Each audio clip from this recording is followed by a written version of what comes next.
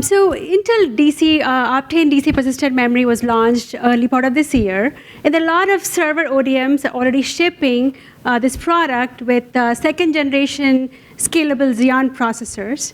And their software ecosystem is ready to go with the persistent memory, and there are also some applications actually showcasing the value of byte-addressable persistent memory.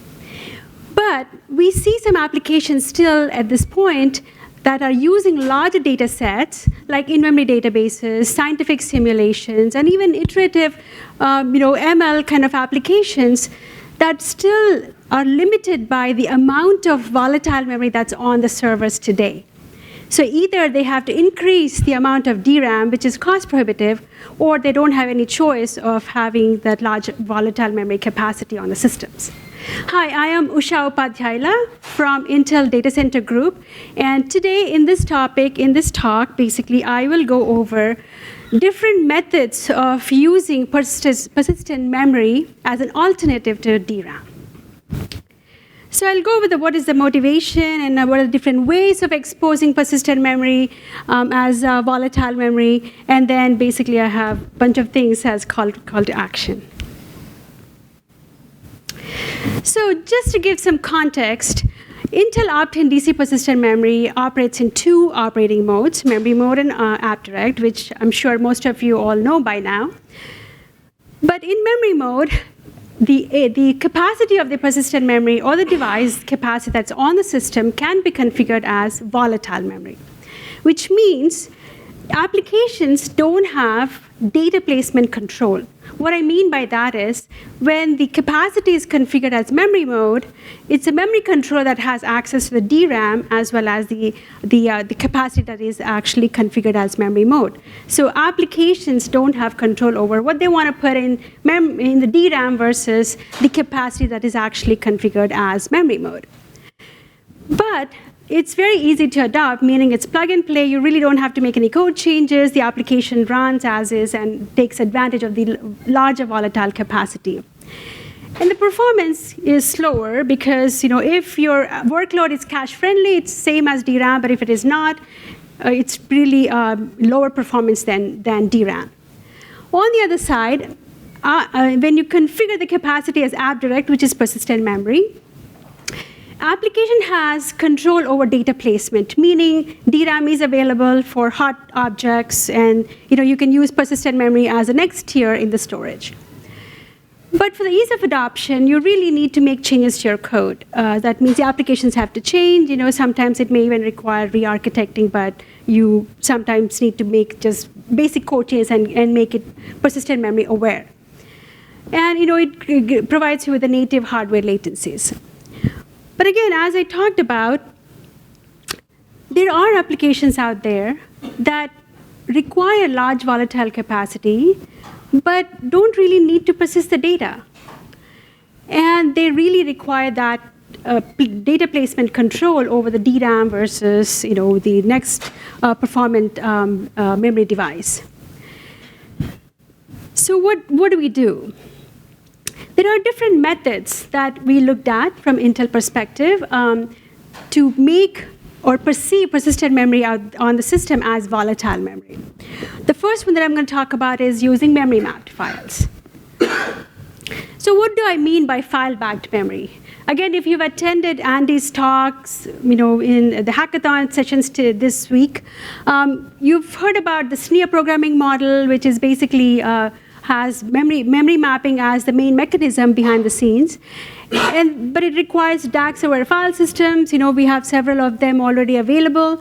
And it gives the direct access to the persistent region because it bypasses the kernel code. And you've heard all of this over and over again during the sessions today and yesterday. But this is basically what I mean by file-backed memory. The memory mapped file now becomes the source of memory because it's actually mapped into the virtual address space of the application, and you have load store access to that memory region. But you have this large capacity that I'm just talked about, But you really need a way to allocate memory for your data structures. So we need something like malloc and free, and really malloc and free don't work on memory mapped files now. So, and then we also need a ease of adoption, because this is a new technology and people really don't want to go in and make a lot of changes into the code. So what do we do at this point? There are applications that requires larger volatile capacity, but we have persistent memory that is really large. And then we also need ease of adoption. So we looked at something called libMemkind. So libMemkind was created when high bandwidth memory was introduced into the market, which is a different kind of memory. And libMemkind is nothing but it's a wrapper, and it provides access to basically heap extensible options are available through this memory, to this library. So we looked at that, and initially, as part of the PMDK, we created something called like a volatile memory library, but we discontinued that, and we kind of went on to create a unified memory management through libMemkind itself. So libMemkind, again, as the title suggests, it supports different kinds of memory. Initially, it was DRAM and high bandwidth only, but as persistent memory came on board, we added a new kind called PMMkind. So it not only creates a unified memory management, but under the hood, it actually has JE-malloc that is doing all the memory management stuff. So libMemkind is just a wrapper around JE-malloc, and providing the allocation request from the application to JE-malloc.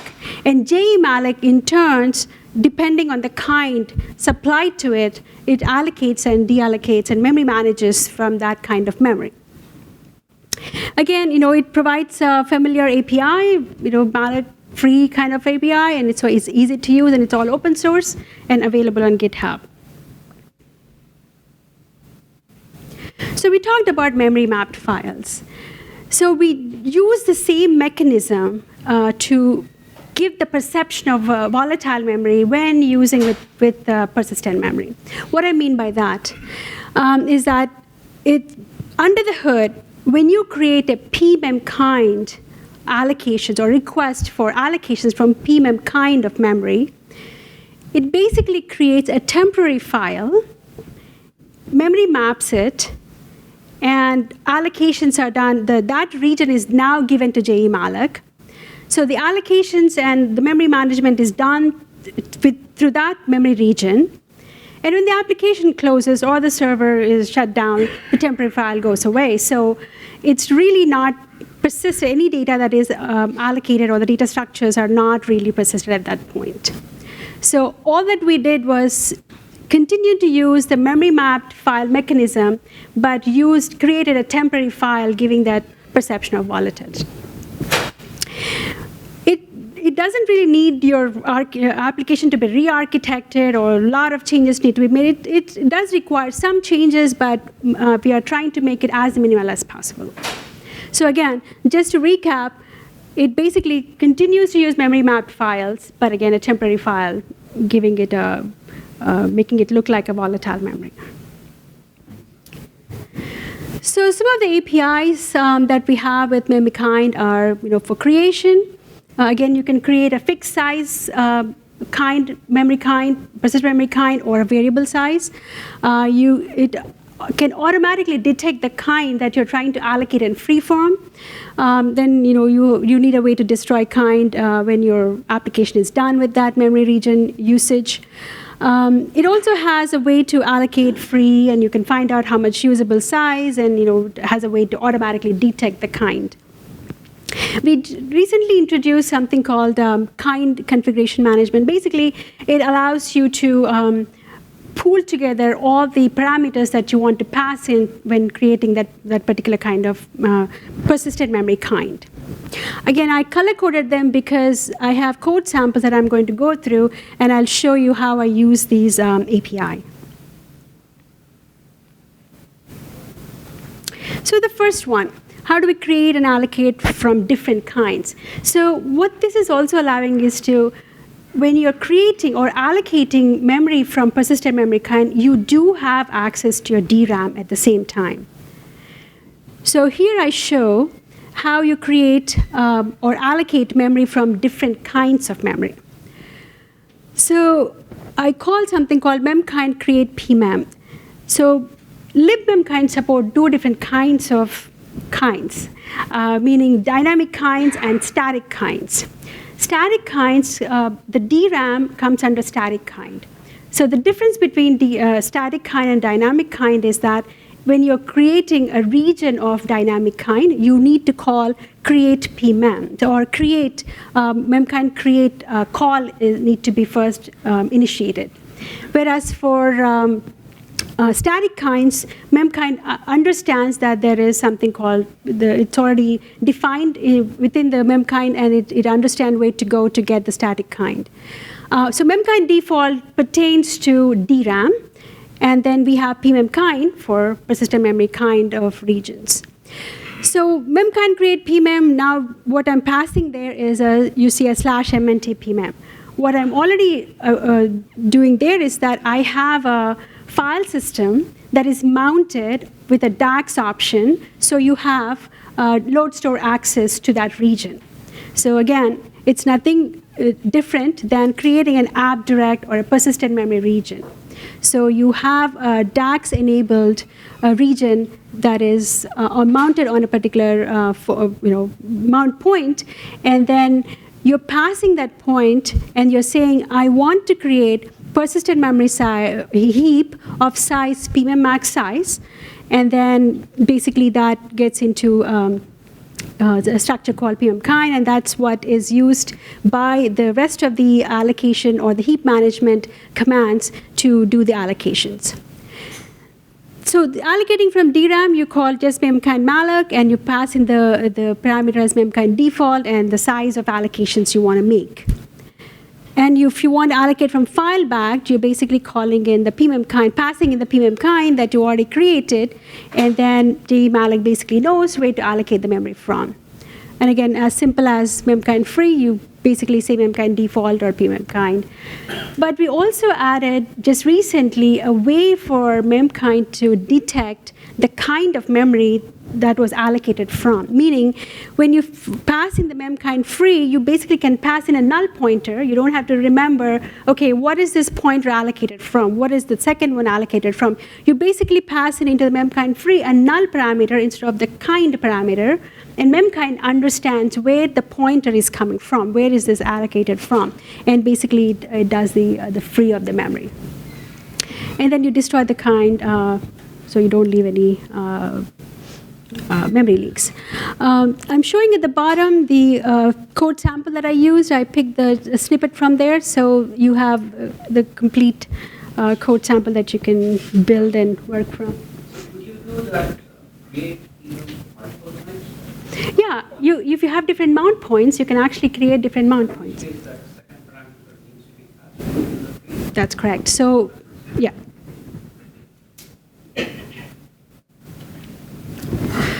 So here I show how you can create a defined size of allocations and unlimited size. So what I'm showing here is that you can pass in like PMM max size, that's the size of the heap that you want to allocate, or you can pass in a 0. So when you pass in a 0, again, under the hood, it's temporary file. So the size of the heap depends on how much the temporary file can extend. And at the end of the day, it all depends on how big of a file system size you have mounted. And that's basically the amount of the size of the heap that it can grow into. So there is a way to, if you really don't know how much heap you really want to allocate for your application, you can go with 0 as the size parameter, and Memkind takes care of that. And this is, again, to make it better usability of API, and we have a way to create, you can set the path of where you really want to create the heap, and then the size of the heap, and then I show something called memory usage policy. So we see that at times that there's a lot of fragmentation that happens on the system. And again, malloc is the one that's actually doing the memory management. So malloc offers something called a decay parameter, where it purges the pages that are not being used into the main pool, but you really need to set that parameter. So the parameter by default is set to 10 seconds. What we are doing here is that we are providing a way for application to control when those unused pages can be purged into the main pool. So there is a conservative parameter and there's a default, and the conservatives can be set to whatever the value. Today it's set to 0, but you can use this to basically make sure the unused pages are available for use. There are several code samples available on GitHub. I have listed them all here, but I would recommend, encourage you guys to go play with those. So again, as a recap, it's a general purpose library. It uses JMalloc and memory mapping of the files, provides ease of use by giving standard lib-like interfaces, and it's being used by some of applications like Redis, and in some of the Spark SQL applications, it's being used as well. Next, I want to talk about another library that Intel has created. Again, this is more for a cache usage. It's not a general purpose library, but it's more for cache uses, in-memory cache usage. So why did we come up with another library when we have libMemkind already? So what happens is if you have an application that is actually working on large amounts of capacity, memory capacity, and it is running over a very long durations of time, but also allocating random allocation sizes. It's not really, considering using just one or two of these allocation sizes, but multiple type sizes of memory allocations. So with libMemkind, what we've noticed is that it actually results in fragmentation. And it was then be looked at, this is again for usages where there is IO intensive workload that really want to use a cache with larger memory capacity, that is aware of larger memory capacities. And so we came up with this library that understands and works with the large memory capacities. So again, we do have other existing solutions where the compacting and the defragmentation and the slab allocations, they're all available right now. But again, compacting takes it's compute intensive. Slab allocations, if you the size of the slab is initialized at the time of when the allocator is initialized. So we really don't have control over random allocations. Because if a particular size is not fitting within the slab, a larger slab is allocated, and hence it could result in internal fragmentation.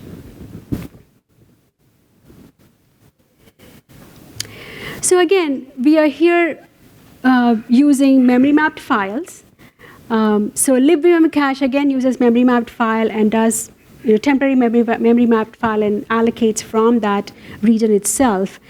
But it uses a custom allocator, again, extent-based, which is, again, similar to what our file systems do, which helps in reducing the fragmentation. It also has much more control over allocations because we have written the allocator and we understand how the allocations are happening. Also, on the because it's a large memory capacity, we really need a cache to be able to scale and be efficiently scale across these large capacities. And what we've added is a buffered LRU that will help us with better scalability. And I have a few slides to talk about that. Again, this method still continues to use a memory mapping of the files. So with respect to extent-based file system, again, extent is nothing but a contiguous block of memory. And what this allocator, again, not going into too many details, what this allocator basically does is if an allocation size is provided that, and it's, the block is not available, it looks at multiple non-contiguous blocks and gives that information or the pointers to the application. And for the application, the non-contiguous allocation still look like contiguous allocation. So that is basically controlled by the allocator, and that's the something that this extent-based allocator provides. And with respect to the buffered LRU, so typically today the LRU caches are implemented as a doubly linked list. And when an item is really retrieved, it needs to be moved to the front of the list. So there needs to be some locks that need to happen on the front item. And in a multi-thread environment, the locks need to happen, and the locks mean that you really are doing some kernel round trips. So it becomes very expensive. But what we have done is basically create something called basically a ring buffer that is that's available where an item is retrieved. It's moved into this ring buffer that is lock-free ring buffer. And when the buffer is full or when the item is getting evicted, that's when the front item is locked, and then the items in the buffer are moved accordingly. So reducing the number of locks is one thing that actually this particular implementation provides. So then just giving a summary of what is the difference between libmemkind and libvmemcache. LibMankind is a general purpose library. It uses the dynamic allocators depending on today it's only JE-malloc. libvmemcache is it's basically for the cache usages. It's extent-based allocation scheme, and then it basically reduces the amount of fragmentation. So here is an example of how libvmemcache can be used, very easy to use, and then uses large memory capacity. So today, libvmemcache is being used in a SQL workload, again, an analytical package, where it uses the Spark SQL, and it is being used as an unmodified application. What I mean by that is, today, whatever is the application that is using Spark SQL can take advantage of large volatile memory capacity when using libvmemcache and not really have to modify. Again, there are a few other components that are in the stack called OAP, which is an optimized analytical package that also Intel has created, and it's open source. That basically knows that there's libvmemcache that is in the system. It talks to libvmemcache to do the allocations, and the vmcache in turn uses the methodology that I use to allocate the memory from. So this is an example of where the application that is using Spark SQL can be used unmodified.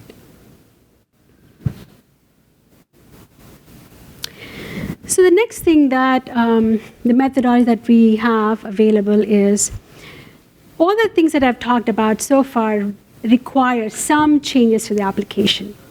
But how can we use this large persistent memory as an extension of DRAM and yet not have the implications that memory mode has? So this method basically was introduced in Linux kernel 5.1, where the Linux kernel basically, there's a way to bind persistent memory device to kernel, and it shows up as a separate NUMA node. And basically that allows you to access persistent memory as an extension or a separate NUMA node, and it looks as it's actually volatile. It actually shows up as a volatile memory.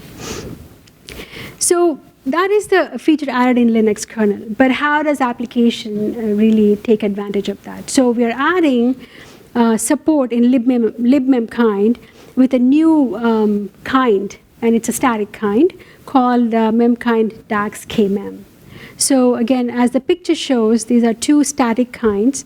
This is again work in progress. It will soon be released into libmemkind support. Again, application now has access to persistent memory as larger volatile memory, and at the same time has access to the DRAM as well.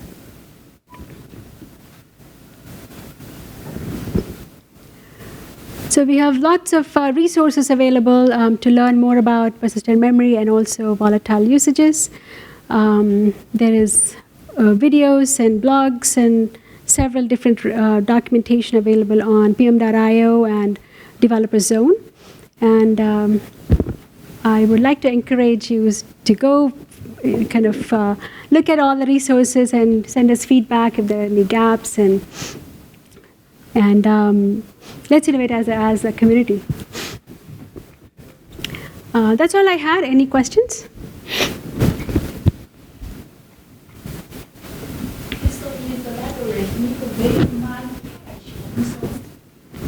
Yes, yes. Yeah, it's in the GitHub. For the last use case, you the last slide, previous one. The Excel? Slide, previous slide. This one, so in this case, the persistent memory is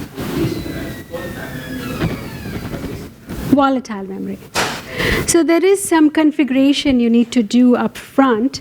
There are some utilities called DAC-CTL and things like that. There is some administrative stuff you need to do. You need to have the kernel with 5.1, and then you need to do some administrative step to make it look like a NUMA node, volatile memory NUMA node. And so from that point, libmemkind can be used with that particular kind, and it all looks like volatile memory.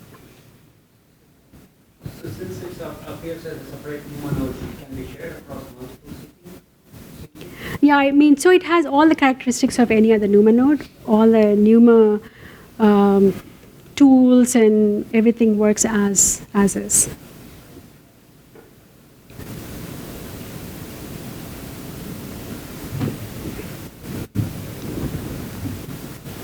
Any other questions? Okay, thank you. So